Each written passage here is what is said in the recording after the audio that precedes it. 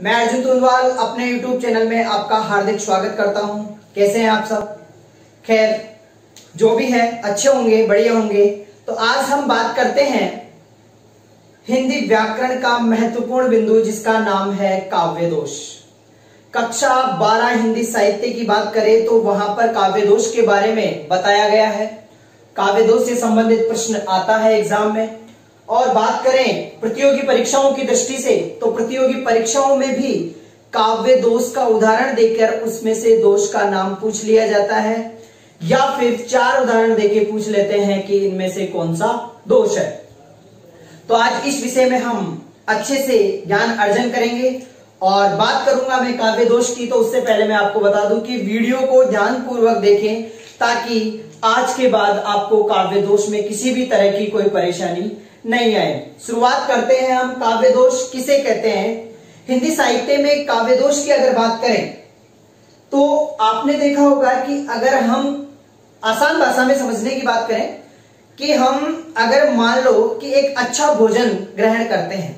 अच्छा भोजन जब तक ग्रहण करते हैं, कब तक? जब तक उसमें किसी चीज की कमी ना हो और वो हमें अच्छा लगता है। पर उस अच्छे भोजन के बीच में अगर कोई बाधा हो जाए, बाधा का मतलब है कि उस अच्छे भोजन में मान लो कि कंकर आ जाए या किसी तरह की कोई भी बाल आ जाए, तो वह अच्छा भोजन हमें कैसा लगता है? बेकार लगने लग जाता है। तो उसी तरह जिस तरह से अच्छा भोजन के बीच में अगर कंकर आने से जो वह भोजन है वह स्वादहीन हो जाता है, उसी तरह से एक अच्छी कविता होती है, अच्छा काव्य होता है, उसमें किसी न किसी प्रकार की बाधा उत्पन्न हो जाती है, तो उसे क्या बोलते हैं? काव्य दोष बोलते हैं। हम अगर परीक्षाओं में जो परिभाषाएं पूछी जाती है उसकी बात करें तो काव्य रस के आस्वादन या आनंद में अगर कोई बाधा उत्पन्न होती है तो उसे काव्य दोष कहा जाता है। हम किसी भी काव्य के रस का आनंद ग्रहण करना चाहते हैं, उसमें किसी भी तरह प्रकार की बाधा उत्पन्न होती है। अब काव्य के रस में बाधा किस प्रकार की होगी? कोई ऐसा शब्द आ जाए या तो कठिन हो, या कोई ऐसा शब्द आ जाए जो ग्रामीण हो, या कोई ऐसा शब्द आ जाए जो व्याकरण के विरुद्ध हो। तो ऐसी कोई चीज आ जाती है जो हमारे को काव्य रस आनंद ग्रहण करने में बाधा उत्पन्न करती है, उसे बोलते हैं काव्य दोष। दूसरी परिभाषा देखें, कविता के मुख्य अर्थ में बाधा उत्पन्न हो। हमें जो अर्थ ग्रहण करना होता है कविता को पढ़ने के बाद तो वह अर्थ तो हम ग्रहण कर नहीं पाते हैं और उसमें बाधा उत्पन्न हो जाती है, उसे भी क्या बोलते हैं? काव्य दोष बोलते हैं। बहुत सारे विद्वान हैं हमारे जिन्होंने अलग अलग तरह से अलग अलग परिभाषाएं बताई गई है काव्य दोष की। जैसे सबसे पहले बात करें वामन की। वामन में परिभाषा बताई है कि गुणम विपर्ये आत्मानुदोष है। गुणम विपर्ये आत्मानुदोष है, कहने का मतलब क्या है? गुणों के विपरीत अगर कोई बात होती है तो वह दोष है। गुण के विपरीत अगर कोई बात होगी तो वह क्या है? दोष है। दूसरी परिभाषा देखें विश्वनाथ की, रसा अपकर्ष का दोषा। विश्वनाथ जी कहते हैं रस का अपकर्ष करना ही दोष है, कहने का मतलब रस में उद्वेग पैदा हो जाता है, उसे दोष कहते हैं। इसी तरह मम्मट ने कहा है मुख्यार्थ हरित है अतिरय दोष है। मुख्य अर्थ से हटकर अगर कोई बात समझ में आए या कोई बात कही जाए, मुख्य अर्थ तो समझ में नहीं आए और दूसरी बात समझ में आती है, तो उसे बोलते हैं मुख्यार्थ हतिरय दोष है, अर्थात काव्य दोष। एक महोदय और हैं जयदेव जी, जिन्होंने कहा है उद्वेग जन का दोष है। काव्य में उद्वेग पैदा करने की चीज ही क्या कहलाती है? दोष कहलाती है। अर्थात काव्य में अगर उद्वेग पैदा हो गया तो कहने का मतलब उसमें क्या उत्पन्न हो जाता है? दोष उत्पन्न हो जाता है। बात करते हैं कि भेद कितने हैं। अगर काव्य दोष के भेदों के बारे में बात करें तो काव्य दोष 3 तरह के भेद होते हैं उसमें। अर्थात काव्य में 3 तरह के भेद होंगे। पहला होगा शब्द दोष। दूसरा, ये भेदों के दोष है, आप ऐसे ना समझे कि काव्य दोष है।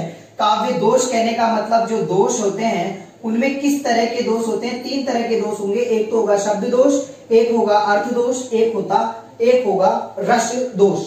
अगर शब्द दोष की बात करें तो शब्द में पाया जाने वाला जो दोष होता है उसे शब्द दोष कहते हैं। अर्थात शब्द के माध्यम से अगर कोई बाधा उत्पन्न होती है तो उसे शब्द दोष कहा जाता है। बात करें अर्थ दोष की तो यहां पे लिखा हुआ है कि ऐसा दोष जो वास्तविक अर्थ का पोषक न हो।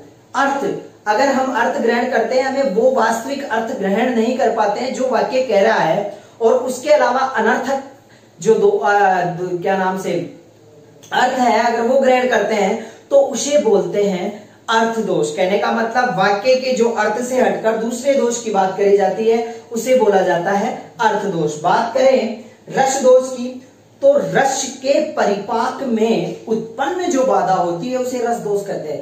कहने का मतलब हमें काव्य को पढ़ते ही रस की अनुभूति होनी चाहिए, परंतु उस रस को परिपाक का मतलब ग्रहण करने में अगर हमें कोई बाधा उत्पन्न होती है तो उसे रस दोष कहा जाता है।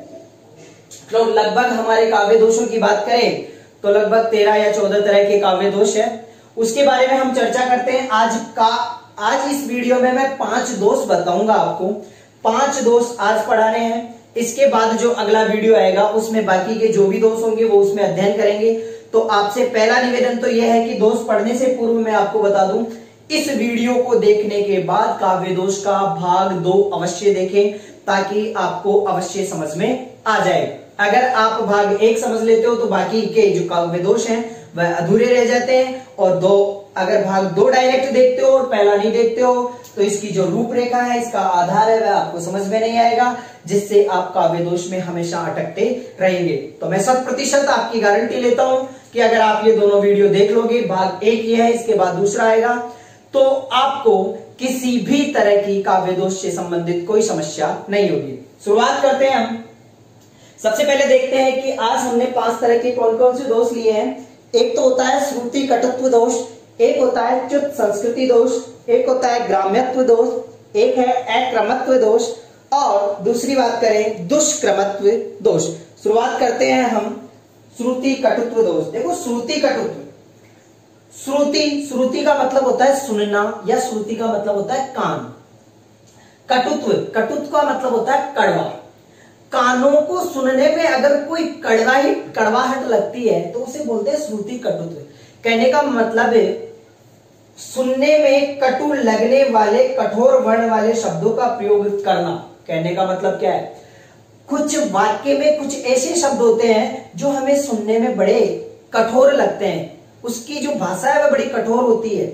या फिर बात करें कि काव्य में कुछ मूर्धन्य जो शब्द होते हैं उन्हीं का वर्णन किया होता है, या मूर्धन्य वर्ण होते हैं उनका अधिक प्रयोग किया जाता है, संयुक्त वर्ण होते हैं उनका अधिक प्रयोग होता है। कहने का मतलब हमें काव्य को सुनने में अगर बाधा उत्पन्न हो रही है तो वहां पर श्रुति कटुत्व दोष होगा।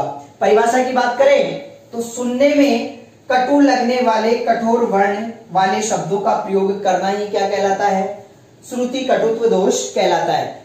इस प्रकार के दोषों में मूर्धन्य वर्णों का प्रयोग अधिक मात्रा में किया जाता है और संयुक्त वर्णों का प्रयोग अधिक मात्रा में किया जाता है। समझे कैसे? मैंने 2 उदाहरण दिए हैं प्रत्येक के। पहला उदाहरण है कब की इकटक डरी रही टटिया अंगुरिन टारी। कब की इकटक, देखो ये शब्द बड़ा कठिन लग रहा है अपने को सुनने में। इकटक, टटिया और डरी, ये ऐसे शब्द हैं जो हमारे कानों में सुनने में समस्या उत्पन्न करते हैं। और इनकी बात करें तो मूर्धन्य शब्दों का अगर जहां ज्यादा प्रयोग होता है तो वहां पर श्रुति कटुत्व होता है। जैसे अगली लाइन देखें, पर क्या न विषयोत्कृष्टता करती विचारोत्कृष्टता। विषयोत्कृष्टता, विचारोत्कृष्टता सुनने में अजीब लग रहा है, मुझे कहने में अजीब लग रहा है तो आपको सुनने में तो अजीब लगेगा ही। तो यहां पर 2 शब्द ऐसे हैं जो हमारे कानों को क्या लग रहे हैं, कठोर लग रहे हैं। दोबारा बोल रहा हूं, विषयोत्कृष्टता, विचारोत्कृष्टता। कहने का मतलब पर क्या न विषयोत्कृष्टता करती विचारोत्कृष्टता। समझ में नहीं आया? कहने का मतलब हमारे कानों को क्या लग रहे हैं, कटु लग रहे हैं। ऐसे इस प्रकार का दोष क्या कहलाता है, श्रुति कटुत्व दोष कहलाता है। बात करते हैं च्युत संस्कृति दोष। च्युत संस्कृति दोष की बात करें, देखो ये जो संस्कृति है, इस संस्कृति का मतलब होता है व्याकरण। क्या होता है, व्याकरण। अर्थात व्याकरण के नियमों के विरुद्ध अगर किन्हीं शब्दों का प्रयोग काव्य में किया जाता है तो वहां पर च्युत संस्कृति दोष होता है। संस्कृति का बात बता दूं मैं, संस्कृति का मतलब व्याकरण से लिया जाएगा। और मैंने फिर से परिभाषा बोल रहा हूं, दोहरा रहा हूं कि व्याकरण के नियमों के विरुद्ध अगर काव्य में शब्दों का प्रयोग किया जाता है, व्याकरण के नियमों के विरुद्ध जिन शब्दों का प्रयोग किया जाता है वहां पर च्युत संस्कृति दोष होता है। जैसे आप बात करते हैं उदाहरण की, क्षण भर रहा उजाला में, क्षण भर रहा उजाला में। अब देखो यहां पर व्याकरणिक दृष्टि से क्या अशुद्धि है, ये जो शब्द है उजाला शब्द, यहां पर आएगा उजाले, क्या आएगा उजाले, तो ये अपने आप क्या हो जाएगा, राइट हो जाएगा। कहने का मतलब व्याकरण नियमों के विरुद्ध या बहुवचन ये शब्द नहीं आएगा, वहां पे क्या आएगा, क्षण भर रहा उजाले में, उजाले में आएगा, उजाला शब्द नहीं आएगा, तभी वाक्य का अर्थ सही होगा। अगला वाक्य देखें, राजे विराजे मख भूमि में थे, मख भूमि में थे। ये जो राजे शब्द है इसकी जगह क्या आएगा, राजा शब्द आएगा, राजा विराजे मख भूमि में थे। कहने का मतलब यहां व्याकरणिक दृष्टि से दो अशुद्धियां हैं, उजाला की जगह उजाले आएंगे और राजे की जगह राजा आएगा। आपको समझ में आ गया होगा। आगे बात करते हैं ग्राम्यत्व दोष। देखो ग्राम्यत्व, ग्राम्यत्व का मतलब होता है गांव, और गांव से लिया गया है ग्रामीण शब्द, और ग्रामीण शब्द को हम कहते हैं गंवारू शब्द।